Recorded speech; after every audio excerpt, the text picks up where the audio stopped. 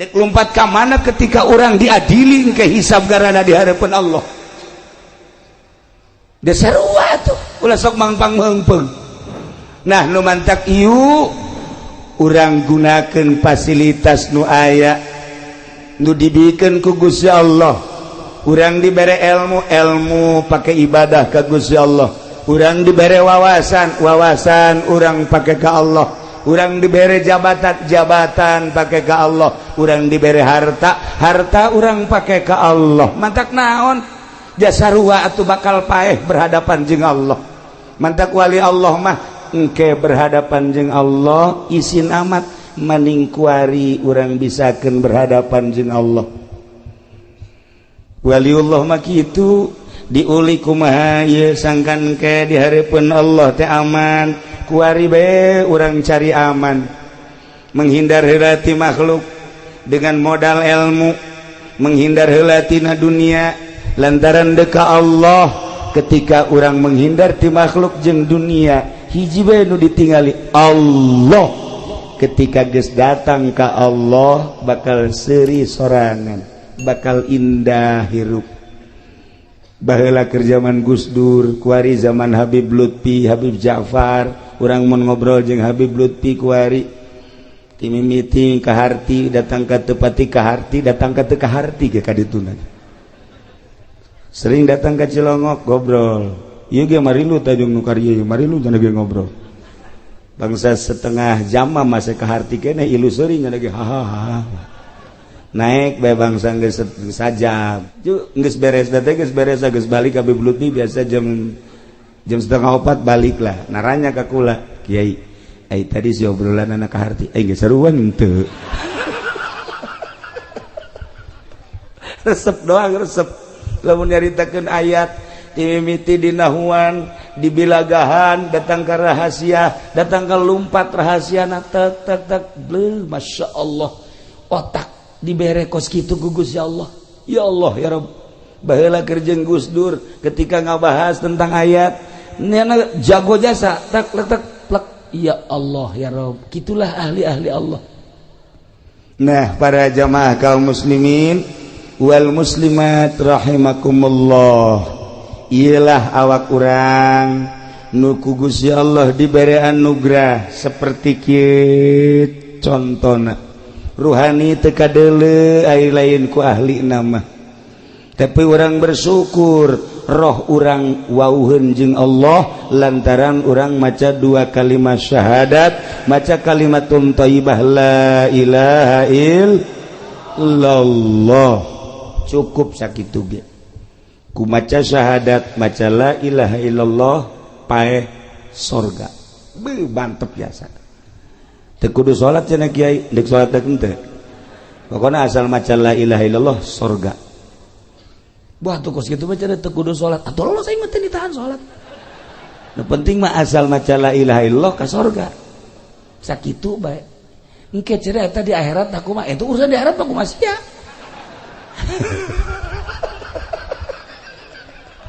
jata bae aturan-aturanana nah urang kuari dibere ilmu ku Gusti Allah macem-macem nu aya di otak urang ketika urang neuleuh lapangan lega kemudian aya gawangan ilmu urang nanya ka urang cak urang teh ieu eta si paranti naon mun urang neuleuh lapangan aya gawangan ditanya ku urang ari eta tempat paranti naon jawab pasti paranti maca sholawat tuh seri berarti pinter kan lain paranti main bola ketika orang berangkat deui ningali euy kantor balai desa wah iya di dieulah berarti aya lurah di dieulah aya RW aya RT tempatna di dinya ieu kantor balai desa bertanya-tanya kan di otak orang aya teh sih tempat naon sih kantor balai desa oh paranti maca Quran gideg lain berarti kan paranti ngurusan SPPT lompat deui urang ka kota ke Bogor aya di kantor DPR weuy bertanya-tanya di benak hati orang aya eta kantor DPR teh paranti naon eta beuh paranti zikir cakate urang lain paranti naon ngurusan rakyat maksudna ngurusan rakyat geus ulah diteruskeun sia nu nyaho otak urang teh leumpang ketika leumpang deui ningali aya bangunan di dinyana majelis taklim oh iyalah tempat paranti main gapleh ya lain otak urang jalan leumpang lain paranti ngaji. Nah ketika orang lewat ningali bangunan seperti ieu benak hati orang bertanya-tanya aya eta si bangunan naon oh masjid tanya deui paranti naon sih eta masjid wallahu alam goblok sia teu nyaho ka masjid tanya otak urang teh tanya ieu teh bangunan naon masjid paranti naon bejana mah paranti salat bejana kunaon emang numantak bejana aing can pernah kadinya jadi setiap neuleuh naon bae leumpang otak urang numantak lamun di nagara ieu teu rapi-rapi bodoh lantaran otak urang leumpang setiap neuleuh naon bae ge leumpang ieu naon peruntukanna naon ieu naon peruntukanna naon ieu naon peruntukanna naon atuh leumpang numantak urang dititah tafakur ge dina ilmu thariqah teh aya khidmat aya tafakur aya zikir aya muraqabah aya muhasabah eta teh jang minterkeun diri supaya wauh jeung Allah urang teh bakal pinter geura ge ku tafakur ku mikir baheula bakal pinter. Nah ketika orang ningali sosok ieu bangunan oh ieu masjid paranti naon paranti ibadah ka Gusti Allah wudi'a lis salat khususna diperuntukkan jang salat ieu masjid nu mantak lain samarangan ieu masjid teh lantaran cek Kangjeng Nabi basyiril masyaina bubunga cek Kangjeng Nabi cek Gusti Allah Muhammad jelema-jelema anu laleumpang leumpang ka mana ilal masajid bubungah naon bubunga ilan nuritam cahaya nu sampurna naon si cahaya nu sampurna jannah surga jelema nu leumpang ka masjid bubungah ku anjeun Muhammad eta jelema bakal menang surga masya Allah sebab jelema pan beda motifna sia deuk ka mana sih ayeuna ieu sia leumpang ieu bangunna deuk ka kantor desa moal jauh urusanana ti urusan kos kitu pertanahan sia deuk ka mana ieu bangunna gegeuraan we anak aing ditangkep di polsek ieu urusanana kan urusan kos karitu bae narkoba sia deuk ka mana ieu bangun rapi amat deuk ka masjid lain deui pan berarti kan deuk ibadah ka Gusti Allah sanajan sawaktu-waktu mah aya nu lain ibadah nek nyokot sendal doang masalah geus lah tuh ya cek Kangjeng Nabi bungahkeun gereja jelema anu leumpang ka masjid mah bakal dibere sorga ya Allah ya Rabb nu mantak sim kuring mikir bae ieu sebenarnya kurang sehat tapi ieu hiji hayang kapanggih jeung Adi di dieu nomor kedua hayang kapanggih silaturahmi jeung urang dieu nomor katiluna ieu urusanana masjid masya Allah begitu datang ka dieu ningali masjid agrengna luar biasa bunga hate ketika orang ningali di Tangerang aya di nu make kubah di luhurna aya saliban gereja atau mah orang ningali di Tangerang ke belah itu ke barat aya bangunan gede ngan burung marakbak masya Allah kelenteng tah mah orenganan di Indonesia teh kompetisi aya nu ngabangun gereja teu eureun-eureun aya nu ngabangun kuil teu eureun-eureun aya nu ngabangun kitu kelenteng teu eureun-eureun aya nu ngabangun masjid teu eureun-eureun atuh nu ngabangun gereja moal umat Islam nu ngabangun kuil moal umat Islam pasti umatna masing-masing nu magabangun masjid dia moal orang Kristen, nu ngabangun masjid pasti umat Islam. Innama ya'muru masajidallah man amana billah wal yaumil akhir. Moal orang Kristen lu ngabangun masjid mah pasti jelema nu iman ka Allah, nu iman ka yaumil akhir. Wa aqamas shalah jeung nu ngadirikeun shalah, wa ataz zakah. Iyalah jelema asal daek ngabangun masjid berarti deuk nembongkeun iman nu aya di dadana. Sebab cek Kangjeng Nabi, al masajidu buyutullah, masjid adalah imah Allah. Tudi'u li ahli sama, caang jang ahli langit. Kama tudi'u sakumaha caangna nujumus sama li ahli ardi. Lamun malaikat nu aya di alam malakut di luhur ningali kahandap kieu loba nu cararaang eta teh masjid-masjid jeung musola-musola. Sakumaha urang lamun urang ahli bumi ningali ka langit, begitu ningali ka langit loba bintang-bintang, urang ningali ka langit loba nu caraang di luhur langit bintang-bintang, malaikat neuleuh ka handap loba nu caang ieu adalah masjid-masjid. Malaikat turun neuleuh cacaang set ka masjid. Culek-culek malaikat, mana imamna ya? Di deuleu mana muadzina cek malaikat, di deuleu mana makmumna. Malaikat turun di luhur. Ya Allah, cek Kangjeng Nabi tudiu li ahli sama. Ieu masjid teh nyaangan ka ahli langit, turunnya na. Mata ulah kaget.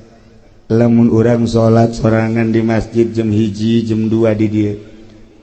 Salat sorangan sholli Allahu akbar. Engke aya nu ditukangan urang nyana milu Allahu akbar. Ulah kaget. Eta teh malaikat milu jeung urang. Allahu akbar.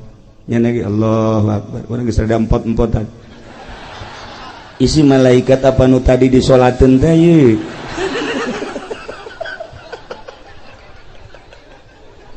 Rempan ye. Kapolsek Onam nyana mah lamun aya nu salat nyana keur salat penting sorangan Allahu akbar. Allahu akbar. Sami Allah, milu di tukang sami Allah gua tembak lu. Emang setan bisa ditembak ya moal. Cek setan gua kentutin lu. Asal kapolsek elek ku setan. Saya sih ada masjid tempat malaikat turun, malaikat mentak loba nu teu kuateun, ulah-ulah bangsa orang kampung, ulah-ulah bangsa santri, ulah-ulah ustad kiai salat sorangan jam 2 poekan di dieu, poekan masjidna poekan salat kiai mah kiai udang-udang nu gede geus, udang-udangna sagede roda Vespa. Salat sorangan, sholli sunat tahajud, Allahu akbar. Aya itu, Allahu akbar. Dak milu bae na teh. Kiai teh. Allahu akbar. Iya Allah. Amin Allah. Kiai kajian kuku mage moal khusyuk. Dek ceuli datang ka khusyuk. Nyaho datang nyaho moal ka assalamualaikum.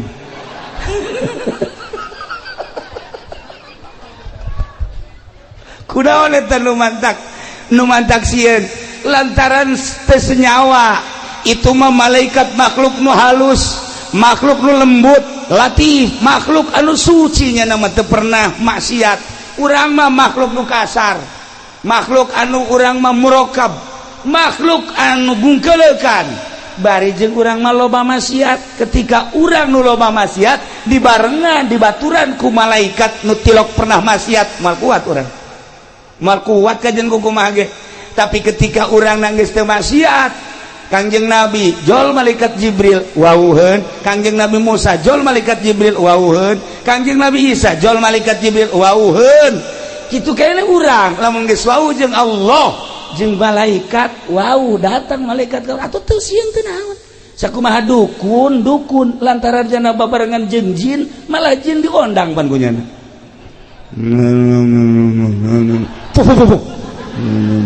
aya kuari mana kana ieu lantaran senyawa jeung jin kesieun ka jin. Nah urang lamun geus jadi hamba Allah moal sieun sebab geus biasa bahkan urang dibaturan dibarengan ku malaikat. Nah hayang datang ka kos kitu kumaha si kiai tenang ieu heulanan ieu teh bentuk bangunan masjid jang paranti ibadah ka Gusti Allah khusus jang ibadah nu mantap aya aturan-aturanana di masjid mah nu head teu meunang asup ka masjid anu boga hadas gede teu meunang asup ka masjid caritaan dunia teu meunang dibawa ka masjid lamun dibawa ka masjid dilaknat ku Gusti Allah sucikeun masjid mah mantap beda masjid sok kaambe ku ahli Allah mah ya masjid bagus nama tapi ya rada bau pemerintah ya masjid aya duit pajegan ya masjid bangun haridang gajeun kaambe bae teh ku ahli Allah aya masjid murni ti masyarakat saaya-aya tiis masjid teh tentrem tapi lamun aya sumbangan ti pemerintah teh nyaritakeun haram jeung teu haramna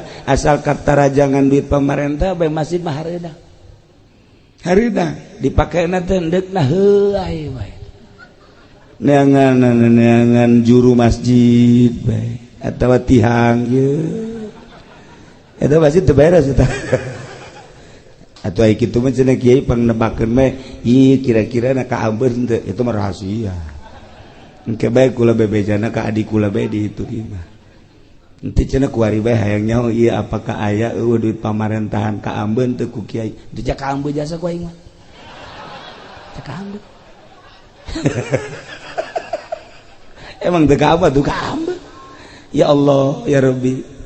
Nah sedengkeun ieu kapal ieu masjid bakal jadi kapal jaga di akhirat ketika urang dieu engke digiring di mahsyar sanggeusna digiring ditimbang amal nu amalna bagus mah langsung sorga nu amalna kurang bagus ye cicing heula di sisi neraka teh geus cicing di sisi neraka malaikat nanya hei urang mana ieu si lejet pimpinan saha Ki Ilyas Haji Iim Imadudin adik kula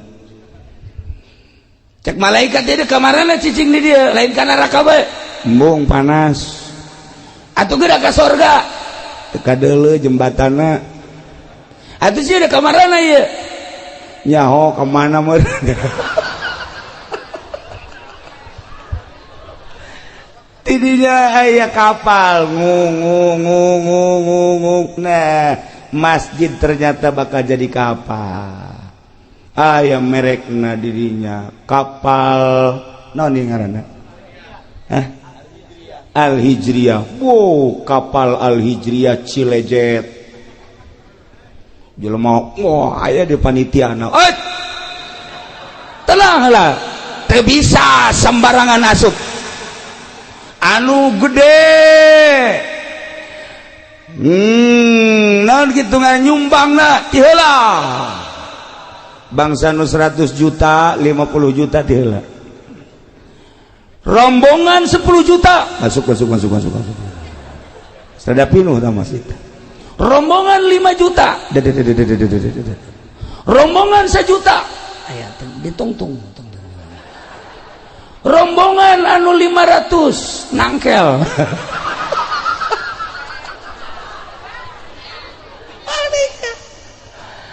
teu bisa asup ka jero teu bisa tuh ya geus aya pan karcis-karcisna mulai dek diberangkatkeun ieu ku panitia tinggal nu nangkel bae aing mah duh jakna ieu teu milu aing butuh aing milu ieu pan suku ka handap panas teu meunang naik cenah teu meunang geus sakitu ayana berangkat Masya Allah indah jasa horenganan ieu teh bakal jadi kapal pas tengah-tengah neraka bocor.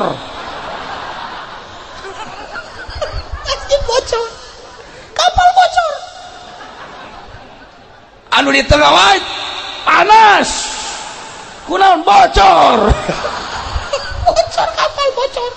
Wah, narangtung atuh kabeh lantaran bocor atuh. Biasa teu ada kaluhur. Cak panitia, kok bisa bocor kieu? Naon ya? Coba. Malaikat datang. Ya kunaon ieu jadi bocor? Diambean ku malaikat.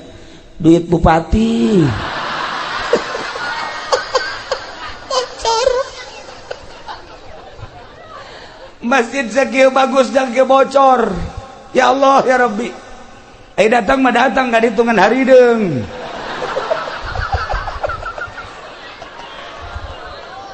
Gusti Allah lagu.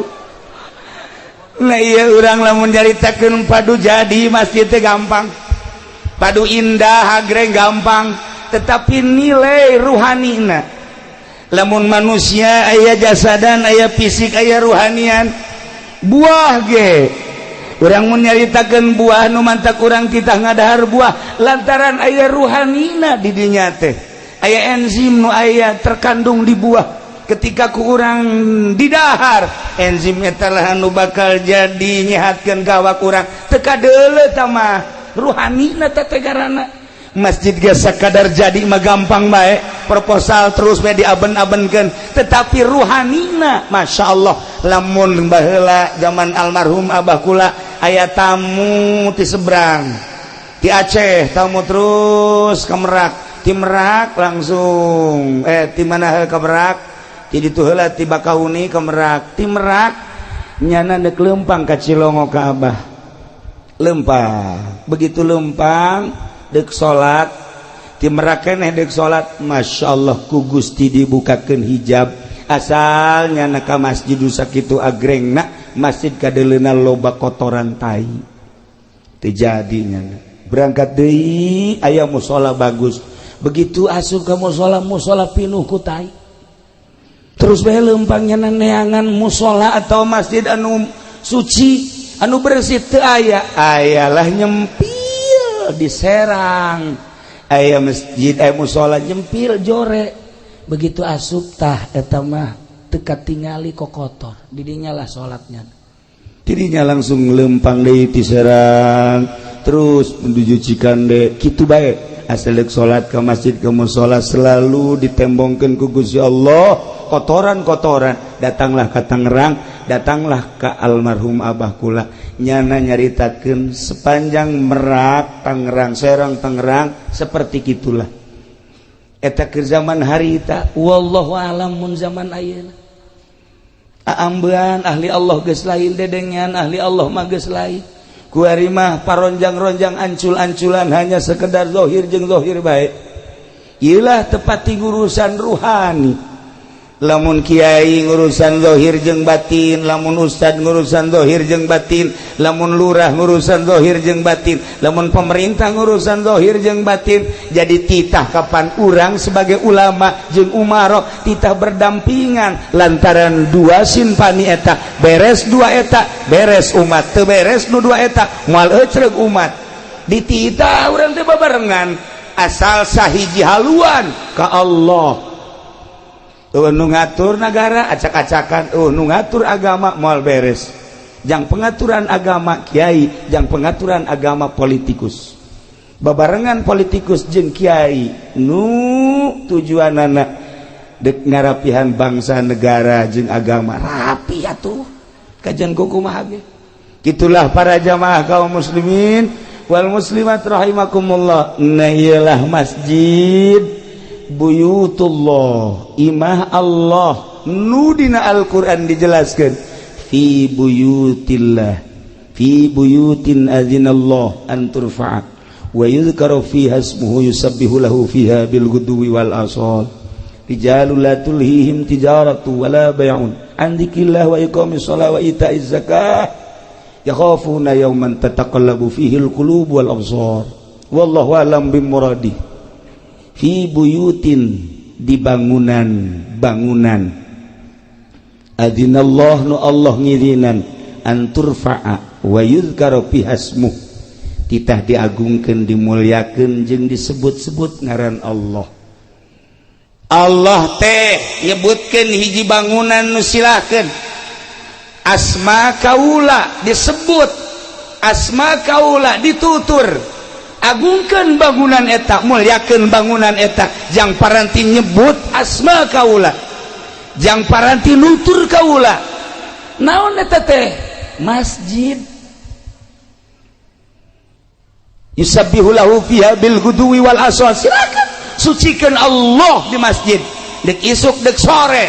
Terus daya eureun-eureunna paranti nyucikeun Gusti Allah ialah masjid. Urang beda. Wiridan di imah. Salat urang di imah, sholli sunatul hajat, Allahu akbar. Beres ngawirid urang.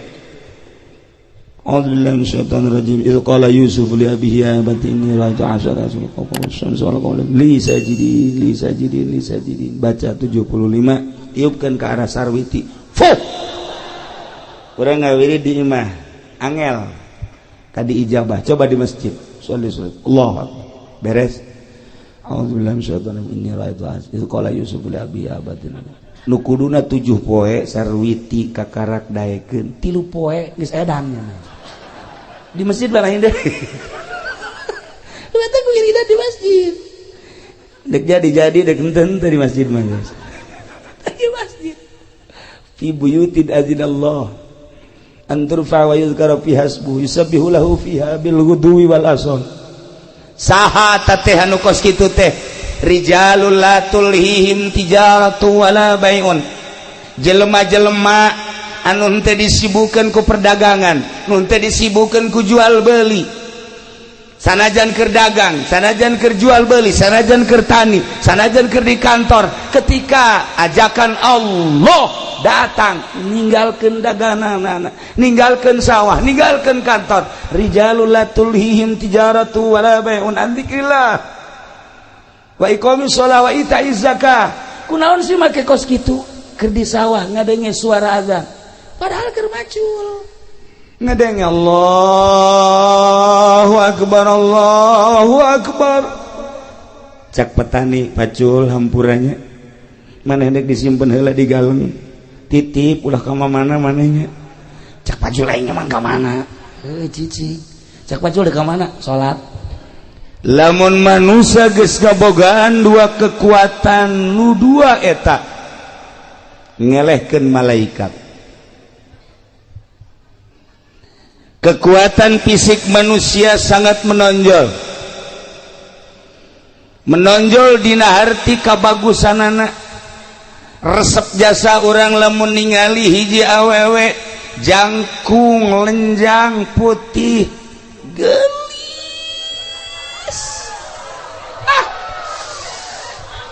boro-boro ka polsek kiai ge nu geus kolot kiai kabung belengan. Iya fisik lamun hayal lalaki fisikna sterk ditingali jangkung ditingali dedeg pangadegna ngeusi katingali bangun gagah. Ieu keur carita fisik awewe mana nu teresepen ka lalaki model kitu. Dibalikeun deui lamun aya awewe anu boga dedeg pangadeg model tadi, lalaki mana anu teresep. Berarti postur ieu sangat mendukung. Eueuh hiji nabi anu ku Gusti Allah diciptakeun kuluya pelaya eueuh. Lamun urang nyaritakeun Kangjeng Nabi urang nomor hiji. Lamun urang nyaritakeun Kangjeng Nabi Musa gagahna kabina-bina. Lamun urang nyaritakeun Kangjeng Nabi Ibrahim luar biasa. Urang nyaritakeun nabi-nabi nu lain, Rasul Allah diutus ka dunia jang dakwah ngajak umat teh nomor kahiji fisikna gagah. Di Indonesia lamun urang boga presiden gagah fisikna. Siapa cok aju seri bae. Maksudnya lamun diajak perang kamari bae. Misalnya orang boga presiden kos SBY, kemudian SBY ngajak perang, moal dingkekeun deui, siap. sebab urang geus nyaho dadaekna. Ketika Pak Harto jadi presiden, Pak Harto ngajak perang, siap. Ketika mau diteruskan bae ngomongna. Iya fisik. Sabalikna lamun aya hiji awewe gelis jasa ieu mah. Ngan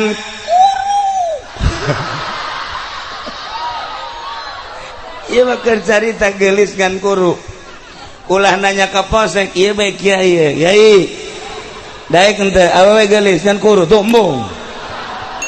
Embung sebab jaknya naon cekeleunana.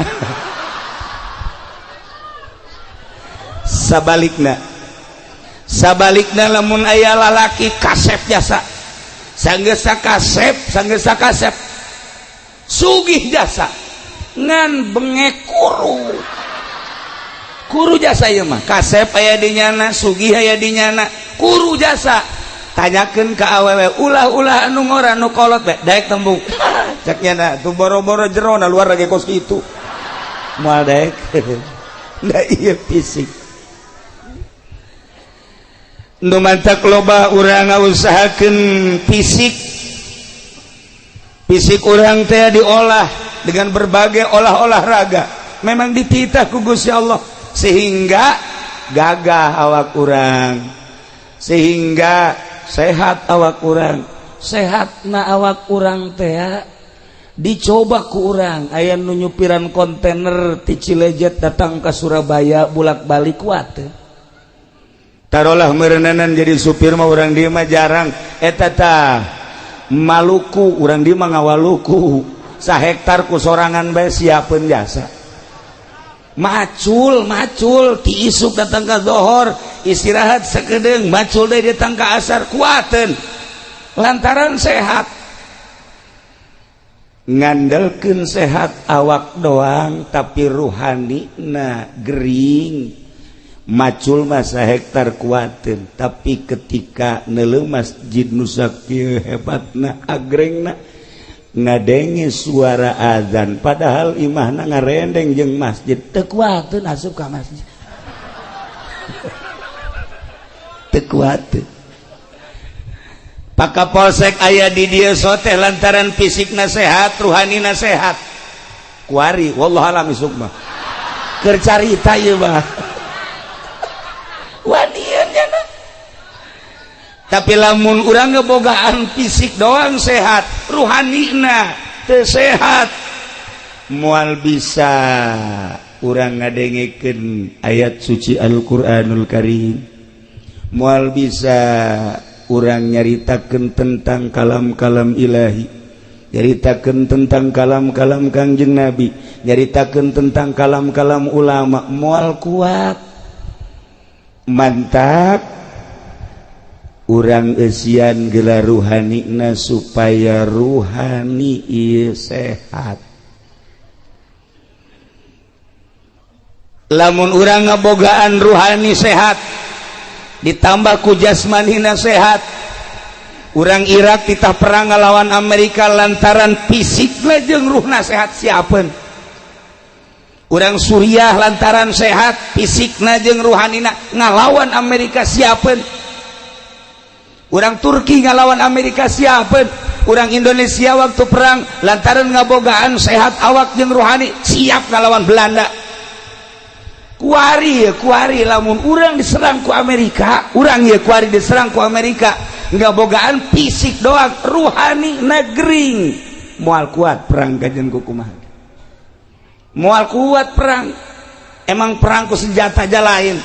Perang mah cek Kangjeng Nabi teh kudu ku keyakinan jeung keimanan. Keimanan jeung keyakinan kakarak perang ngalawan kafir siap. Urang kuari mah ieu mun ngalawan kafir teu kuat. Moal kuat lantaran ruhanina. Kanyahoan ruhanina kurang balener lantaran saeutikna nu masantren. Di Indonesia kuari santri lamun dihitung santri salapi ngan seukur 9 juta. Se Indonesia santri salapi numurni 9 juta.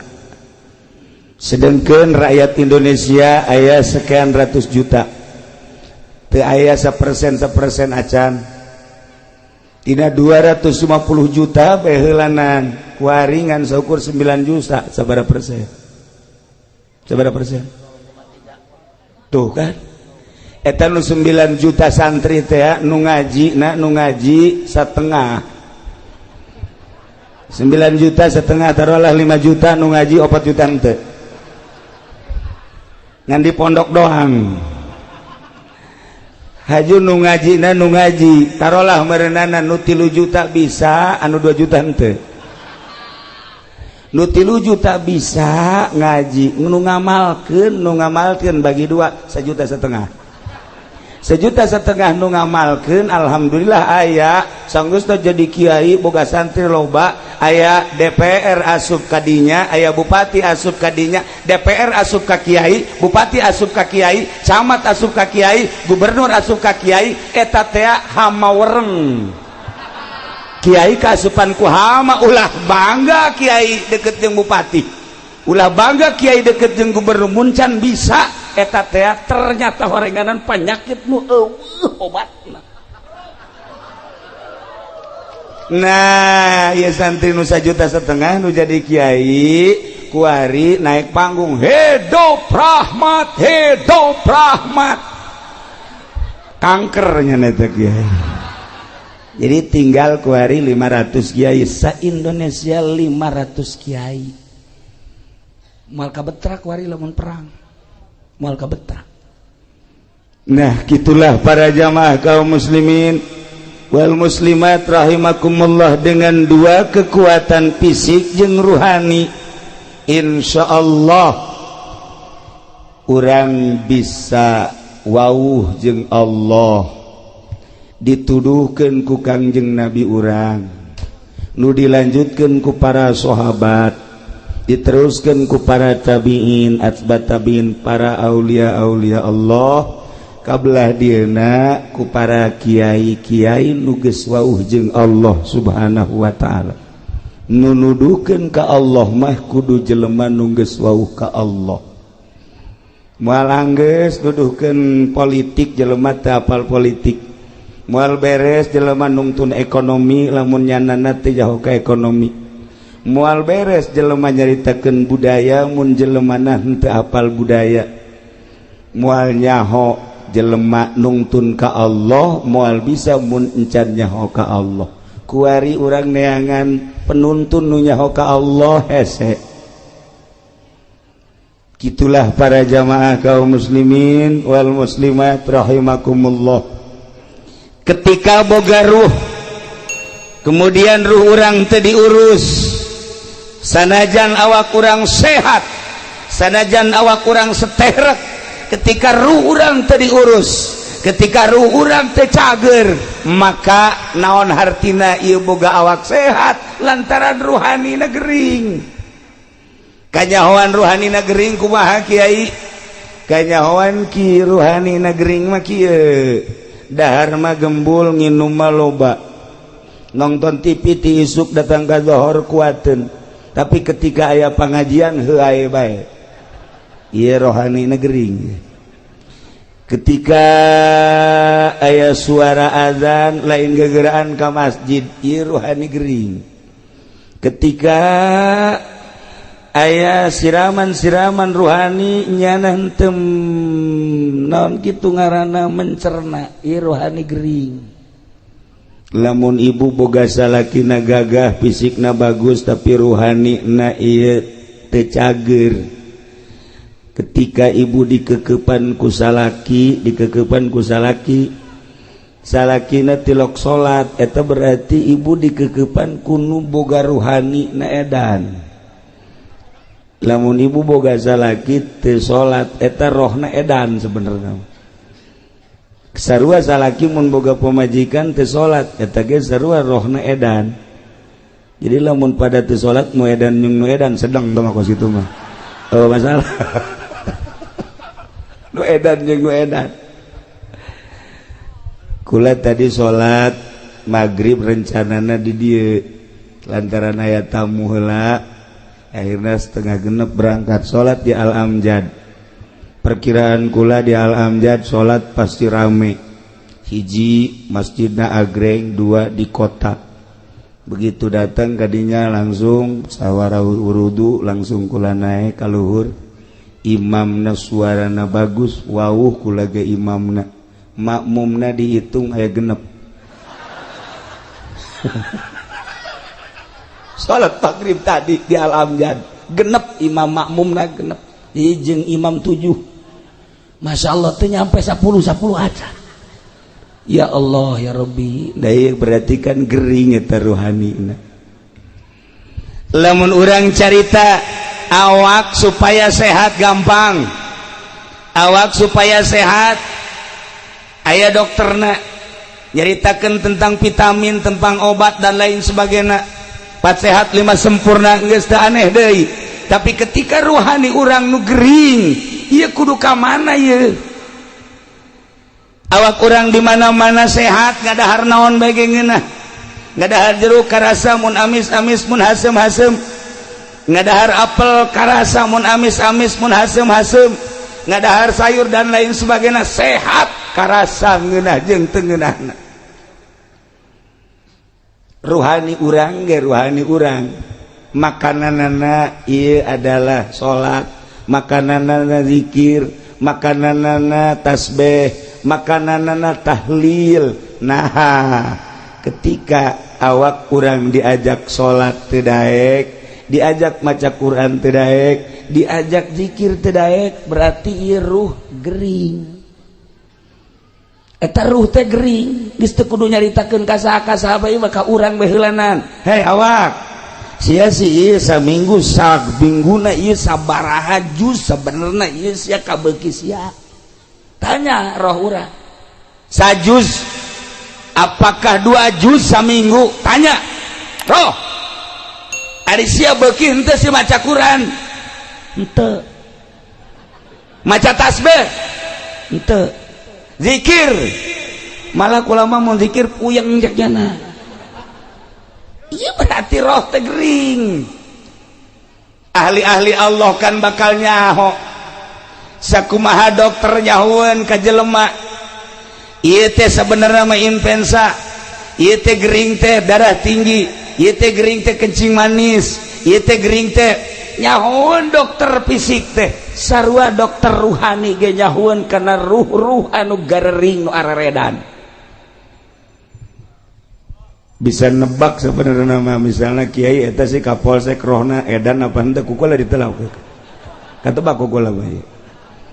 DPR misalnya eta rohna sebenarnya edan gering apakah nyana sehat nyaho kula mah. Bener kula mah. Wajan ngomong dalil ka kaler ka kidul ka wetan ka kulon, atuh dokter teh nyahoeun ieu gering ieu sehat, ieu gering ieu sehat. Atuh kiai ge nyahoeun ieu mah kiai gering ieu mah kiai sehat atuh nyaho. Sanajan di kopeahan di udeng-udengan gering mah gering bae. Aduh cenah kiai ulah sok kitu aing mah deuk kitu bae aja.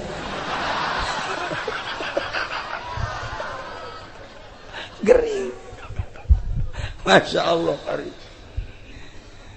Lantaran iya bupati bege bupati datang na ka kiai lain rek ngaji, gubernur datang ka kiai lain rek ngaji, camat datang ka kiai lain rek ngaji, ndek ngajakan kiai diajak ka lembahnya na, kiai dek diajak ka urusannya na, nu mantak moal bener-bener pemerintah, mantak kurang mawani di Tangerang teh lamun aya pejabat teu ngaji, kukula mah ka dieu sia. Ya sia datang ke aing teh aing diajak ka siapa sia ku endeu ka aing. Ayo gerang. Ulah wani. Lamun aing dek diajak ka sia sabaraha duit sia endek merena ka aing. Tuh tungtungna mah akur bae jeung urang dieu. Lamun teu wani kitu moal beres-beres. Nu mantak alhamdulillah PNS Tangerang mah ngaraji, camat nu ngaraji lain setik, lurah ngaraji lain setik. Alhamdulillah Jakarta ngararaji lain setik, cuman DPR Bogor doang nu teu ngaji goblok. Kadi itu ai di dieu mah ngaji ai di dieu mah. Nu mentek bupatina ka kula mah sieun di Tangerang. Sebab kula mah carekan bae. Bupati los. namun gelut-gelut tapi duaan. Bawa budak manya yang mah gelut keur carita yuk urang babarengan ja DPRG engke mah pae ja bupati ge engke mah maot ja gubernur engke mah modal presiden mah geus lain modal rekoit kiai sarua koit besi aing ditangkap sia ka presiden koit kiai ge koit goblok sarua pada pae koit. Nah ketika pae awas awak nu ieu roh nu ieu nu bakal berhadapan jeung Gusti Allah bakal ditanya sabaraha umur maneh di dunia ku aing dibere cek Gusti Allah digunakeun naon umur sia digunakeun naon mata sia ceuli sia irung sia sunggut sia beuteung sia suku sia jeung leungeun sia dek lompat ka mana ketika urang diadili ke hisab garana di harapan Allah. Dasar tuh ulah sok mangpang meungpeung. Nah nu mantak ieu urang gunakeun fasilitas nu aya nu dibikeun ku Gusti Allah. Urang dibere ilmu pake ibadah ka Gusti Allah. Urang dibere wawasan urang pake ka Allah. Urang dibere jabatan pake ka Allah. Urang dibere harta urang pake ka Allah. Mantak naon? Jasarua atuh bakal paeh berhadapan jeung Allah. Mantak wali Allah mah engke berhadapan jeung Allah isin amat maning kuari urang bisakeun berhadapan jeung Allah. Waliullah mah kitu diuli kumaha ieu sangkan ke di hareupeun Allah teh aman. Kuari bae urang cari aman. Menghindar heula ti makhluk dengan modal ilmu, menghindar heula tina dunia lantaran deka Allah. Ketika orang menghindar ti makhluk jeung dunia hiji bae nu ditingali Allah. Ketika geus datang ka Allah bakal seuri sorangan, bakal indah hirup. Baheula keur zaman Gus Dur, kuari zaman Habib Lutfi, Habib Ja'far, urang mun ngobrol jeung Habib Lutfi kuari ti mimiti ka harti datang ka teu pati ka harti datang ka teu ka harti ge kadituna. Sering datang ke Cilongok ngobrol ieu ge marilu tajung nu karya ieu marilu cenah ge ngobrol bangsa setengah jam mah masih ka harti keneh ilu seuring cenah ge hahaha naik bae bangsa geus sajam nyana geus kikian we isi naon nu diobrolkeun cenah ku kiai nyana geus heuai deui kiai ongko heuai bae tolol terus naik asal geus sajam setengah 2 jam we geus kararieu bae terus si naon diobrolkeun teka arti geus beres teh geus balik ka Habib Lutfi biasa jam 3:30 balik lah naranya ka kula kiai ai tadi si obrolan anak ka harti ai geus saruan henteu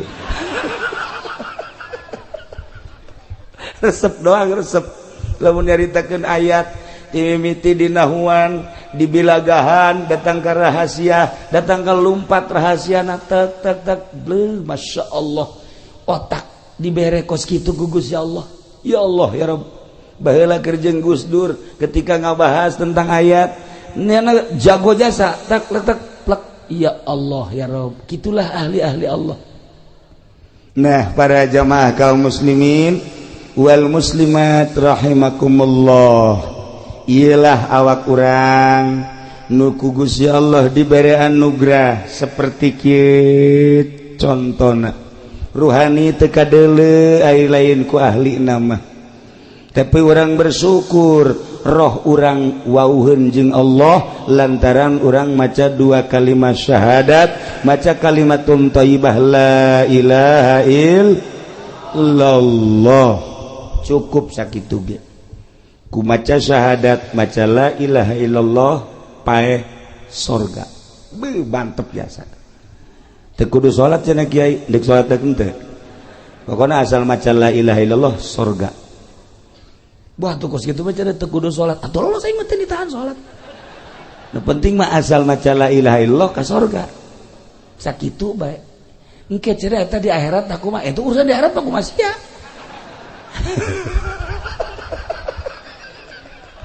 jata bae aturan-aturan anak. Nah urang kuari dibere ilmu ku Gusti Allah macem-macem nu aya di otak urang ketika urang neuleuh lapangan lega kemudian aya gawangan ilmu urang nanya ka urang cak urang teh ieu eta si paranti naon mun urang neuleuh lapangan aya gawangan ditanya ku urang ari eta tempat paranti naon jawab pasti paranti maca sholawat tuh seri berarti pinter kan lain paranti main bola ketika orang berangkat deui ningali euy kantor balai desa wah iya di dieu lah berarti aya lurah di dieu lah aya RW aya RT tempatna di dinya ieu kantor balai desa bertanya-tanya kan di otak orang aya teh si tempat naon sih kantor balai desa oh paranti maca Quran gide lain berarti kan paranti ngurusan SPPT lompat deui urang ka kota ke Bogor aya dinya kantor DPR weh bertanya-tanya di benak hati urang aya eta kantor DPR teh paranti naon eta beuh paranti zikir cakate urang lain paranti naon ngurusan rakyat maksudnya ngurusan rakyat guys ulah diteruskan sia nu nyaho otak urang teh leumpang ketika leumpang deui ningali aya bangunan di dinya na majelis taklim oh iyalah tempat paranti main gapleh ya lain otak urang jalan leumpang lain paranti ngaji liwat deui ka ditu wow Kapolsek mah iyalah tempat polisi di jerona setan jeung jurig belum ditangkepan kan kunyana aya jurig tangkap setan tangkap asupkeun ka dinya manteng nyana mah kuat berhadapan jeung setan jeung jurig sebab nyanana pernah jadi setan mantap kuat nyana mah tuh oh salah urang lewat polsek nyaho urang nah ketika orang lewat ningali bangunan seperti ieu benak hati orang bertanya-tanya aya eta si bangunan naon oh masjid tanya deui paranti naon sih eta masjid wallahu alam goblok sia teu nyaho ka masjid tanya otak urang teh tanya ieu teh bangunan naon masjid paranti naon bejana mah paranti salat bejana kunaon emang nu mentak bejana aing can pernah kadinya jadi setiap leuleuh naon bae leumpang otak urang nu mentak lamun di nagara ieu teu rapi-rapi bodoh lantaran otak urang leumpang setiap neuleuh naon bae ge leumpang ieu naon peruntukanna naon ieu naon peruntukanna naon ieu naon peruntukanna naon atuh leumpang nu mantak urang dititah tafakur ge dina ilmu thariqah teh aya khidmat aya tafakur aya zikir aya muraqabah aya muhasabah eta teh jang minterkeun diri supaya wauh jeung Allah urang teh bakal pinter geura ge ku tafakur ku mikir bae heula bakal pinter nah ketika orang ningali sosok ieu bangunan oh ieu masjid paranti naon paranti ibadah ka Gusti Allah wudi'a lis salat khususna diperuntukkan jang salat ieu masjid nu mantak lain samarangan ieu masjid teh lantaran cek Kangjeng Nabi basyiril masyaina bubunga cek Kangjeng Nabi cek Gusti Allah Muhammad jelema-jelema anu leumpang ka mana ilal masajid bubungah naon bubungah ilan nuritam cahaya nu sampurna naon si cahaya nu sampurna jannah surga jelema nu leumpang ka masjid bubungah ku anjeun Muhammad eta jelema bakal menang surga masya Allah sebab jelema pan beda motifna sia deuk ka mana sih ayeuna ieu sia leumpang ieu bangunna dekat kantor desa moal jauh urusan anak di urusan kos gitu pertanahan saya dekat mana iya bangun gegeraan baik anak aing ditangkap di polsek ya urusan anak kan urusan kos kali itu baik narkoba saya dekat mana iya bangun rapi amat dekat masjid lain deh pan berarti kan dek ibadah ka Gusti Allah sanajan sewaktu-waktu mah aya nu lain ibadah dek nyokot sendal doang masalah geus lah tuh ya cek Kangjeng Nabi bungakeun gereja jelema anu lempang ka masjid mah bakal dibere sorga ya Allah ya Rabb nu mantag sim kuring mikir bae ieu sebenarnya kurang sehat tapi ieu hiji hayang kapanggih jeung Adi di dieu nomor kedua hayang kapanggih silaturahmi jeung urang dieu nomor katiluna ieu urusanana masjid Masya Allah begitu datang ka dieu ningali masjid agrengna luar biasa bunga hate ketika orang ningali di Tangerang aya benu make kubah di luhurna aya saliban gereja atau mah orang ningali deui di Tangerang ke belah itu ke barat aya bangunan gede ngan burung marakbak Masya Allah kelenteng tah mah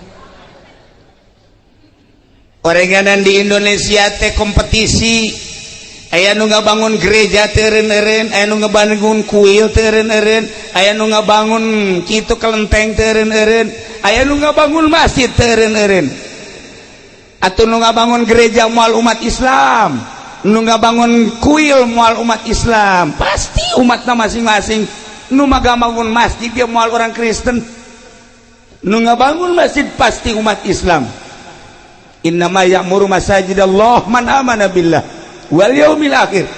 Moal orang Kristen lu ngabangun masjid mah pasti jelema nu iman ka Allah, nu iman ka yaumil akhir. Wa aqamas shalah jeung nu ngadirikeun shalah wa ataz zakah. Iyalah jelema asal daek ngabangun masjid berarti deuk nembongkeun iman nu aya di dadana. Sebab cek Kangjeng Nabi al-masajidu buyutullah, masjid adalah imah Allah. Tudi'u li ahli sama, caang jang ahli langit. Kama tudi'u sakumaha caangna nujumus sama li ahli ardi. Lamun malaikat nu aya di alam malakut di luhur ningali kahandap kieu loba nu cararaang eta teh masjid-masjid jeung musola-musola. Sakumaha urang lamun urang ahli bumi ningali ka langit, begitu ningali ka langit loba bintang-bintang, urang ningali ka langit loba nu caraang di luhur langit bentang-bentang, malaikat neuleuh ka handap loba nu caang ieu adalah masjid-masjid. Malaikat turun neuleuh cacaang set ka masjid plek culek-culek malaikat mana imamna ya di deuleuh mana muadzina cek malaikat di deuleuh mana makmumna malaikat turun di luhur. Ya Allah cek Kangjeng Nabi tudiu li ahli sama, ieu masjid teh nyaangan ka ahli langit turunnya na. Mata ulah kaget lamun urang salat sorangan di masjid jam 1 jam 2 di dieu salat sorangan sholli Allahu akbar engke aya nu ditukangan urang nyana milu Allahu akbar ulah kaget eta teh malaikat milu jeung urang Allahu akbar nyana ge Allahu akbar urang geus rada empot-empotan isi malaikat apa nu tadi disolateun teh ye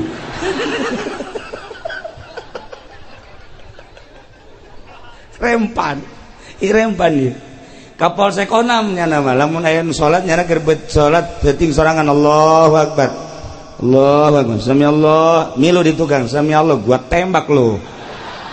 Emang setan bisa ditembak ya moal cek setan gua kentutin lu. Asal Kapolsek elek ku setan. Masjid tempat malaikat turun malaikat mentak loba nu teu kuateun ulah-ulah bangsa orang kampung, ulah-ulah bangsa santri, ulah-ulah ustad kiai salat sorangan jam 2 poekan di dieu poekan masjidna poekan salat kiai mah kiai udang-udang nu gede geus udang-udangna sagede roda Vespa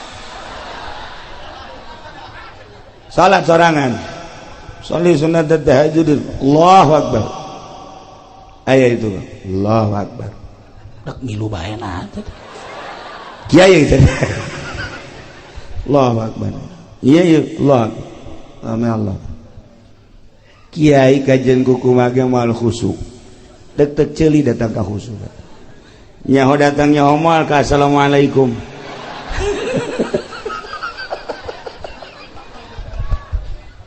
kunaon eta nu mantak sieun lantaran teu senyawa itu mah malaikat makhluk nu halus makhluk nu lembut latif makhluk anu suci nya nama teu pernah maksiat urang mah makhluk nu kasar makhluk anu urang mah murokab makhluk anu bungkeleukan bari jeung urang mah loba maksiat ketika urang nu loba maksiat dibarengan dibaturan ku malaikat nu tilok pernah maksiat mal kuat urang mal kuat kajen kumaha ge tapi ketika urang nanggeus teu maksiat Kangjeng Nabi jol malaikat Jibril wawuheun Kangjeng Nabi Musa jol malaikat Jibril wawuheun Kangjeng Nabi Isa jol malaikat Jibril wawuheun kitu kene urang lamun geus wau jeung Allah jeung malaikat wau datang malaikat atuh teu sieun teu naon sakumaha dukun lantaran jana babarengan jeung jin malah jin diondang pan kunyana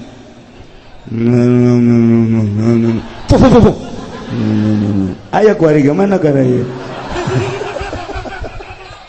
lantaran senyawa jeung jin teu sieun ka jin nah urang lamun geus jadi hamba Allah moal sieun sebab geus biasa bahkan urang dibaturan dibarengan ku malaikat nah hayang datang ka kos kitu kumaha si kiai tenang ieu heulanan ieu teh bentuk bangunan masjid jang paranti ibadah ka Gusti Allah khusus jang ibadah nu mantak aya aturan-aturanana di masjid mah nu head teu meunang asup ka masjid anu boga hadas gede teu meunang asup ka masjid caritaan dunia teu meunang dibawa ka masjid lamun dibawa ka masjid dilaknat ku Gusti Allah sucikeun masjid mah mantak beda masjid sok kaambe ku ahli Allah mah ya masjid bagus nama tapi ya rada bau pemerintah ya masjid ya.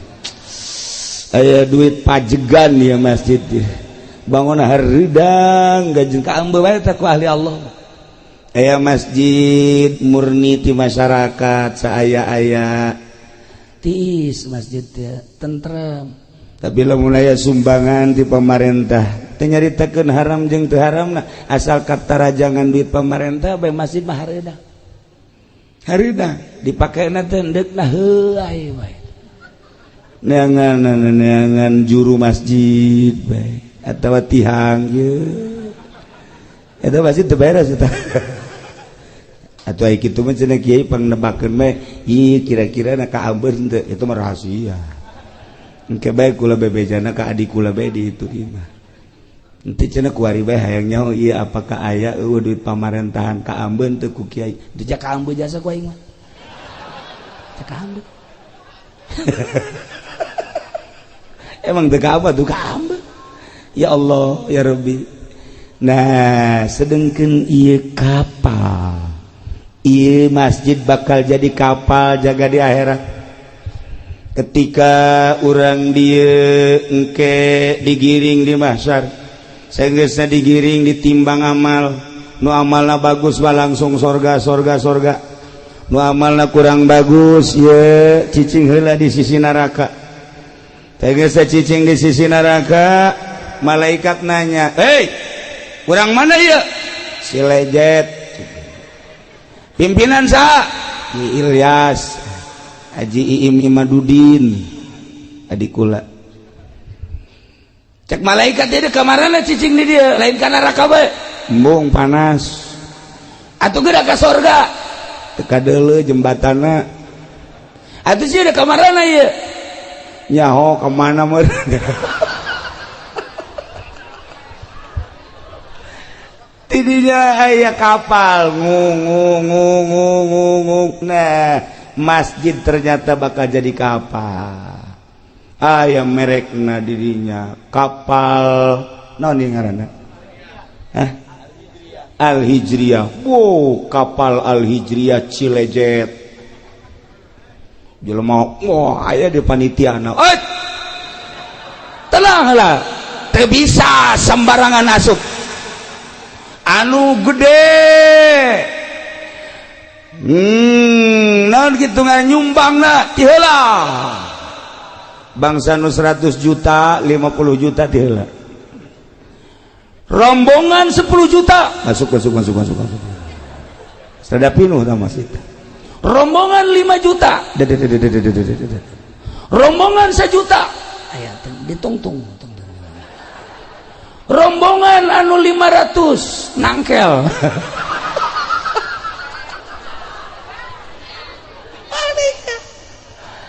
teu bisa asup ka jero teu bisa tuh ya geus aya pan karcis-karcisna mulai dek diberangkatkeun ieu ku panitia tinggal nu nangkel bae aing mah duh jakna aya teu milu aing butuh aing milu ieu pan suku ka handap panas teu meunang naik jana teu meunang geus sakitu ayana berangkat. Masya Allah indah jasa horenganan ieu teh bakal jadi kapal pas tengah-tengah neraka bocor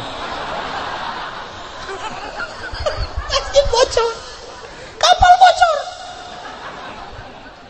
anu di tengah wae panas kunaon bocor bocor kapal bocor wah narangtung atuh kabeh lantaran bocor atuh biasa teu ada kaluhur cak panitia kok bisa bocor kieu naon ya coba malaikat datang ieu kunaon ieu jadi bocor diambean ku malaikat duit bupati bocor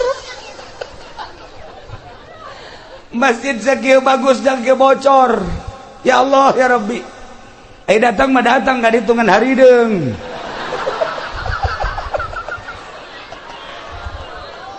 Gusti Allah ragu. Nah iya urang lamun nyaritakeun padu jadi masjid teh gampang. Padu indah hagreng gampang, tetapi nilai ruhanina. Lamun manusia aya jasadan, aya fisik, aya ruhanian. Buah ge. Urang mun nyaritakeun buah nu mantak urang titah ngadahar buah lantaran aya ruhanina di dinya teh.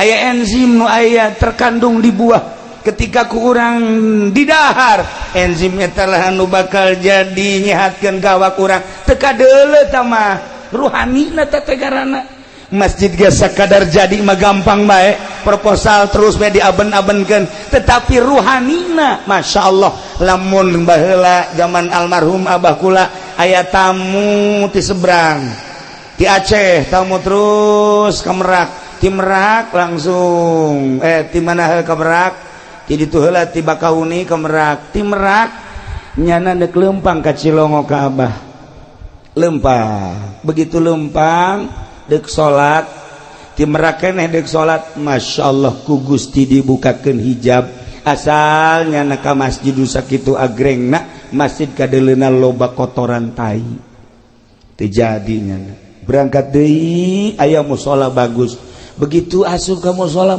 pinuh ku tai terus bae lempangnya neangan musola atau masjid anu suci anu bersih teu aya ayalah nyempil di Serang aya masjid musola nyempil jore begitu asup tah eta mah teu katingali kokotor didinya lah salatnya didinya langsung lempang deui ti Serang terus menuju Cikande kitu bae asal salat ke masjid ke musola selalu ditembongkeun ku Gusti Allah kotoran-kotoran datanglah ke Tangerang datanglah ke almarhum abah kula nyana nyaritakeun sepanjang Merak Tangerang Serang Tangerang seperti gitulah eta keur zaman harita wallahu alam mun zaman ayeuna Aambean ahli Allah geus lain dedengan ahli Allah mah geus lain. Kuari mah paronjang-ronjang ancul-anculan hanya sekedar zahir jeung zahir bae. Ieu lah tepati urusan ruhani. Lamun kiai ngurusan zahir jeung batin, lamun ustad ngurusan zahir jeung batin, lamun lurah ngurusan zahir jeung batin, lamun pemerintah ngurusan zahir jeung batin. Jadi titah kapan urang sebagai ulama jeung umaro titah berdampingan lantaran dua simpani eta beres dua eta beres umat teu beres nu dua eta moal ecreg umat dititah urang teh babarengan asal sahiji haluan ka Allah. Nu ngatur negara acak-acakan, nu ngatur agama moal beres. Jang pengaturan agama kiai, jang pengaturan agama politikus. Babarengan politikus jeung kiai, nu tujuanana dek ngarapihan bangsa negara jeung agama rapi atuh. Kajian kumaha ge.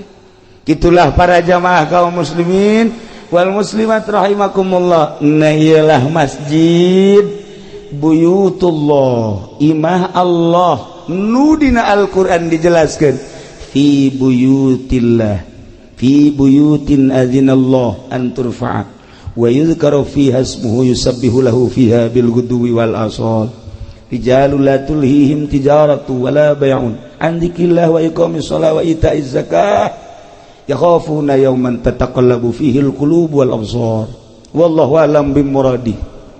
Fi buyutin di bangunan adzinallah nu Allah ngirinan anturfa'a wa yuzkaru fiha ismuh titah diagungkeun dimulyakeun jeung disebut-sebut ngaran Allah. Allah teh nyebutkeun hiji bangunan nu silakeun asma kaula disebut, asma kaula ditutur. Agungkeun bangunan eta, mulyakeun bangunan eta, jang paranti nyebut asma kaula, jang paranti nutur kaula. Naon eta teh? Masjid. Yusabbihu lahu fiha bil ghudwi wal asal. Silakan sucikeun Allah di masjid. Dek isuk dek sore. Terus daya eureun-eureunna paranti nyucikeun Gusti Allah ialah masjid. Urang beda wiridan di imah, salat urang di imah, sholli sunatul hajat, Allahu akbar, beres ngawirid urang. A'udzubillahi minasyaitonir rajim. Idz qala Yusuf li abihi ya abati inni ra'aytu 'ashara kawkaban wasyamsa wal qamara li sajidin baca 75 tiupkeun ke arah sarwiti. Fuh. Urang ngawirid di imah, angel tadi ijabah, coba di masjid, sholli Allahu akbar, beres.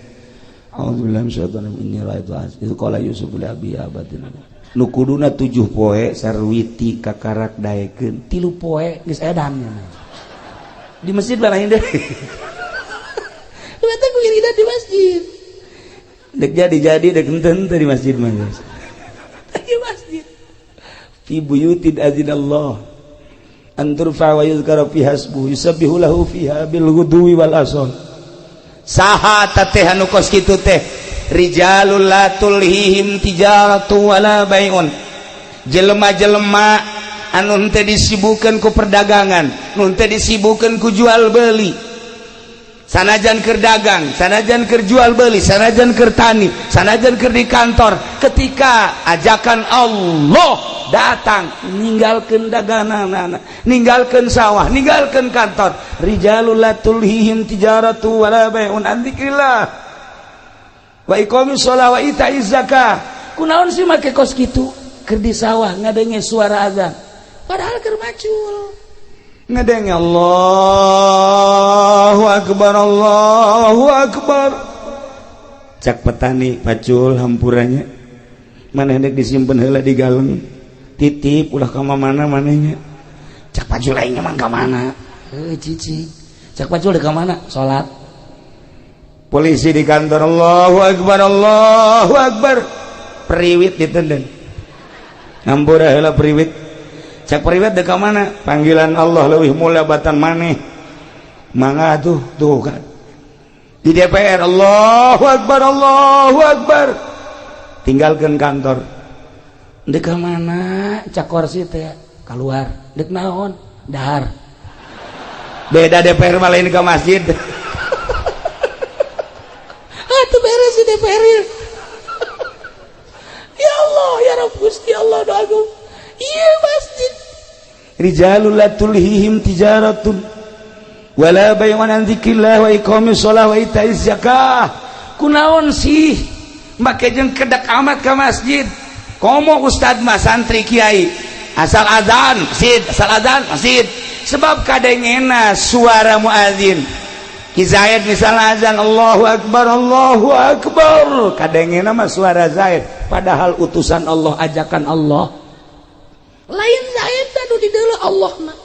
Masya Allah karim ke masjid sholat. Nah rijalul la tulhihim tijaratun tesibu ku dagang, tesibu ku jual beli, tesibu ku tani, tesibu ku bisnis, tesibu ku kantor, berbagai aktivitas tinggalkan kunaon emang ya khafuna yauman sieun kahiji poe nu mana poe anu tataqallabu fihil qulub wal absar anu bakal goncang hate jeung mata neuleu naon neuleu pandangan neraka. Rempan jasa lamun urang ningali engke jaga poe yauman tataqallabu fihil qulub wal absar nu mantak ahli Allah mah cepet ka masjid lantaran inget ka yauman tataqallabu fihil qulub wal absar neraka kiamat. Nu mantak para pejabat urang lamun di Jakarta ningali indah jasa ketika datang waktu sholat nyana teh mukaan sapatuna kula sering sholat di Tangerang polisi dibuka sapatuna kula kieu bae di sisi cek kula teh kiai mah teu kudu muka sendal jeung teu kudu make sapatu jeung make sendal babarieun kieu jatuh make calana tinggal wear doang panjang babari kan eta mun deki indek naon ge kitu bae meureun maksudna tinggal nyingsatkeun bae tapi lamun neuleuk polisi abri bangga kula mah datang ke masjid asal-asake buka masyaallah ieu lamun eueuh imanan nya moal daek ka masjid aya imanan sanajan di dieuna aya balokan aya bintangan tapi tetep bae awak sakadar awak lah dek disujudkeun ka Gusti Allah pan hebat.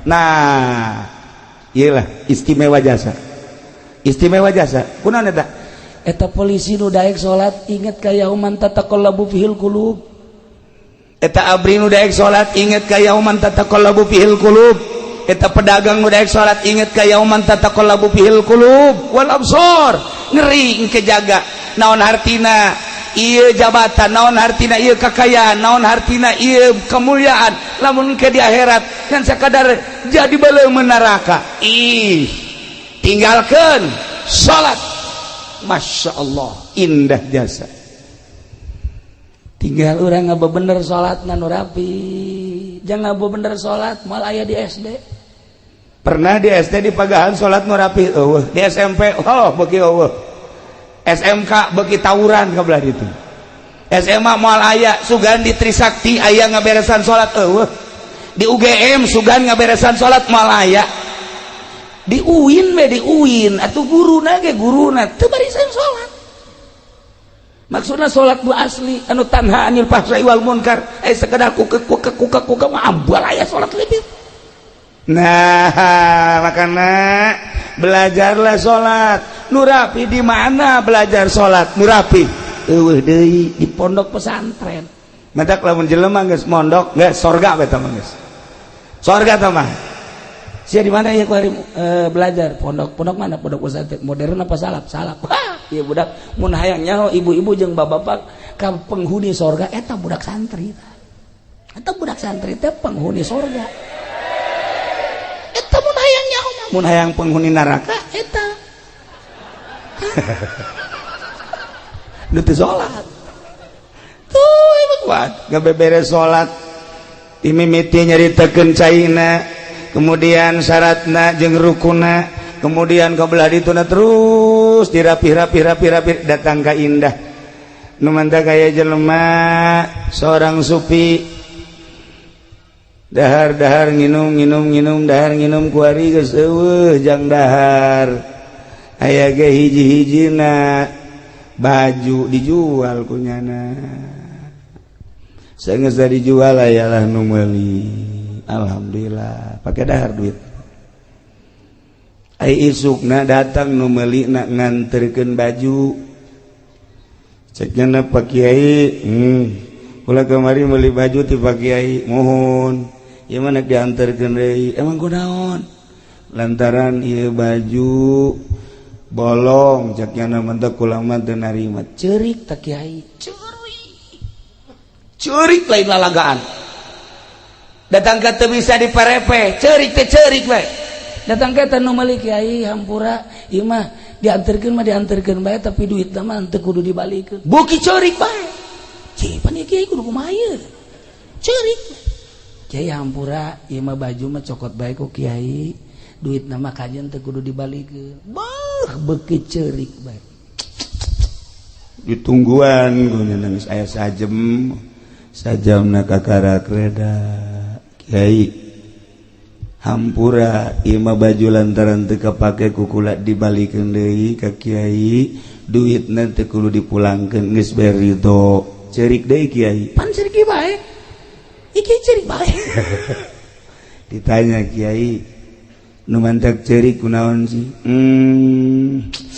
lain yang cerikan baju mah dibalikeun deui ka Abah Haji ka dieu dibayar deui insyaallah aya keur diridokeun we masalah tapi lain eta naon tuh Kiai anu jadi masalah teh ieu urang lamun di akhirat beramal diangsongkeun ka Gusti Allah ku Gusti Allah dibalikeun ka urang teu ditarima percis kos kieu sedih jasa baju bae ge baju geus dibeuli dibalikeun deui sakieu sedihna kumaha engke lamun di akhirat amal-amal urang salat urang puasa urang zakat urang ngabakti dan lain sebagainya diangsongkeun ka Gusti Allah cak Gusti Allah ieu mah aya cela aya aib nu kos kieu mah aing teu narima hulus dan sia teu kumaha coba teu pernah mikir urang datang ka dinya amal urang teh mun dibalikeun deui lantaran cela pikumahaeun nah kos kitulah ahli Allah mah ceurik teh lain lalegan ceurik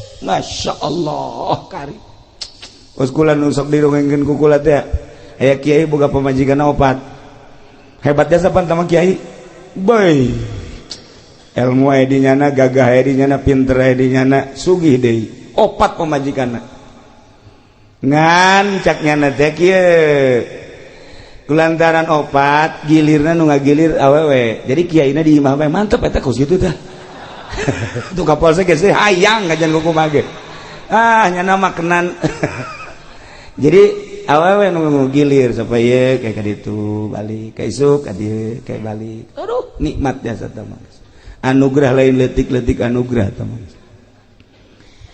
barang penting ieu teu datang nu kolot ceukna ieu datang nu kolot pre malum ieu geus aing lah isu penting nu kadua datang deui bae ceuh datang katilu penting nu katilu teu datang deui bae kaopat penting nu kaopat teu datang deui bae jeuh cek kiai opat ku opat mah hiji-hiji acan kumaha oreng ieu si ceuk nah kebenaran di lembur eta anu ngariung nyana nyarita kan ngaranna ge kiai dibere waktu dulur-dulur sadaya geus beres ngariung nya nyaritakeun kepentingan nu boga imah nyana nyarita urang lamun boga pamajikan kemudian pamajikan ngaladenan urang eta teh sarua jeung ngabunuh Yahudi 70 ganjaranna kumaha jasa sakali deui lamun pamajikan ngaladenan salaki sarua jeung ngabunuh Yahudi 70 kadang eta ku pamajikan opat teh mau horenganan lain leutik ganjaran jakeun masyaallah eta pas kiaina balik ngariung mulai nu kolot datang waalaikumsalam aya naon kula kabita ngadengin taju 70 sakieu kula deuk ngaladenan kakak woi siapa tuh sakieu der beres balik nu kolot nu kadua datang waalaikumsalam ieu naon ieu kula tadi ngadenge kakak bu masyaallah kabita disuk gede jasa orang ganjaranna jadi kula hendak ngaladenan kakak siap berdei dua geus beres cenah balik teu Ducati lu datang deui. Assalamualaikum. Waalaikumsalam. Aya naon ieu? Kula kabita jasa ganjaranna tadi sarua jeung maehan 70. Kula ge hayang deui. Atuh siap. Geus rada leutik siapna. Siap. Geus beres eta Ducati lu nu kaopat ka subuhnakeun datang. Waalaikum. Ya naon? Kula kabita ku ganjara. Aduh. Atuh ieu mah lain ngabunuh Yahudi aing nu paeh.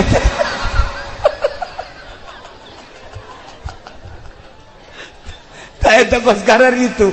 Ganjaran mah ganjaran bae budak atuh aing isuk digotong ka rumah sakit. Para jamaah kaum muslimin wal muslimat rahimakumullah. Urang inget kana yauman tataqallabu fihil qulub wal absar, maka umat muslimin mimiti daek nyadiakeun lahan naik ngabangun belah dituna ngarumat belah dieuna nu paling istimewa adalah ngesianana. Iyalah innama ya'muru masajidallah man amana billah. Mual Kristen nu ngaramekeun masjid, mual Yahudi nu ngaramekeun masjid, mual Buddha, Konghucu dan lain sebagainya, umat Islam lah nu ngaramekeun masjid. Tetapi ngaramekeun masjid mah butuh ruhani. Geus lamun ruhani na edan tetep bae moal rame ieu masjid. Nu ngaramekeun masjid anu ruhani na cager. Maka jangan ramekeun masjid, ruhani na tingkatkeun. Cara ningkatkeun ruhani ialah di pondok pesantren. Lamun ibu bapak geus karolot ku ari geus karolot, harepan jang mondok anak ke pondokkeun. Anak geus eueuh incu. Indah jasa ke lamun di akhirat ibu anakna pesantren. Saenggeusna ditimbang amal, ibu kurang bagus amalna engke bisa ditulungan ku anak. Lantaran anak teh jadi waladun sholih. Gitulah para jamaah kaum muslimin wal muslimat rahimakumullah. Nailah sosok bangunan masjid sanajan dibangun sarua material tina bata, besi, semen, pasir jeung sajabana, tetapi setelah jadi masjid berbeda. Jeung kantor DPR berbeda, jeung kantor bupati berbeda, jeung kantor balai desa berbeda, jeung nu sejen-sejen lantaran peruntukanana ieu mah adalah fi buyutin adzinallah an turfa wa yuzkara fiha ismuh.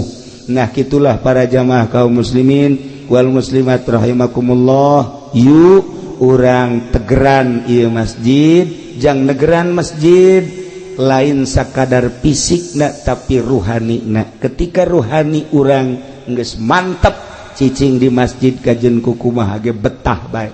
Nu mantap teu betah cicing di masjid lantaran ruhanina urang kurang sehat. Sehatkeun ruhani urang melalui pengajian-pengajian di pondok-pondok pesantren, anak urang pesantrenkeun jang ngebangun kelanjutan di negara urang di bidang agama.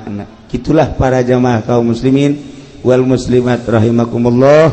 Apunten tina samudaya kalepatan sareng kakiranganana, mobil khusus pisan ka para inohong-inohong ti kabupaten oge ka para kiai-kiai sateu acan urang kitu naon selesai urang ngadoa heula ka Gusti Allah.